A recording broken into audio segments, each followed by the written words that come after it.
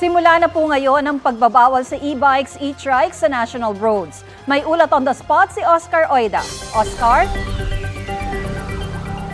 Yes, Tina, nagsimula na nga ang paninita ng mga tauhan ng MMDA sa mga e-trike at e-bike sa mga pangunahing kalsada.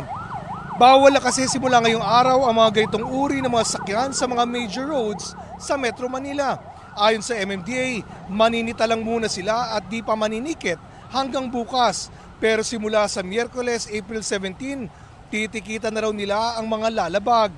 Dumalo si dating Ilocos Sur Governor Chavit Singson sa flag raising ceremony ng MMDA kanina para humingi ng paumanhin sa ahensya at iabot ang ipinangako niyang pabuya sa mga enforcer na humuli sa kanya nang pasukin ng kanyang convoy ang EDSA busway kamakailan.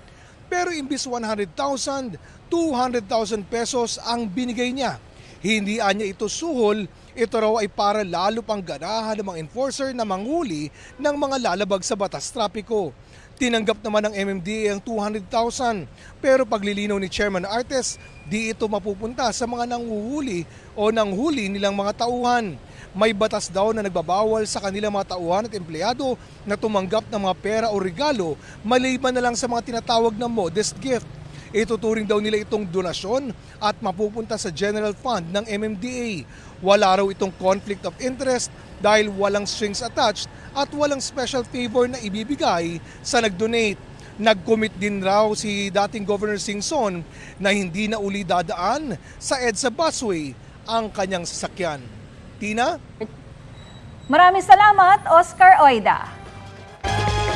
Bawal na po simula ngayong araw ang mga e-bike, e-trike, kuliglig, tricycle at pedicab sa mga national road.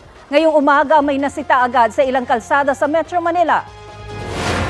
Sa Maynila, mahigit 10 e-trike at tricycle ang nasita matapos dumaan sa Taft Avenue. Ilan sa mga driver ang tiniketan habang ang karamihan naman ay hinuli dahil walang dalang driver's license o kaya naman ay kolorum.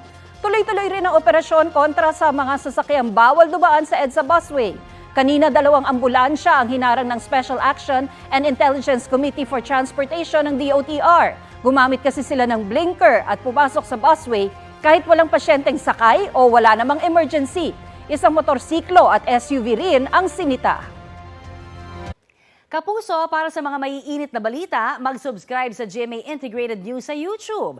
Sa mga kapuso naman abroad, subaybayan nyo kami sa GMA Pinoy TV at sa www.gmanews.tv.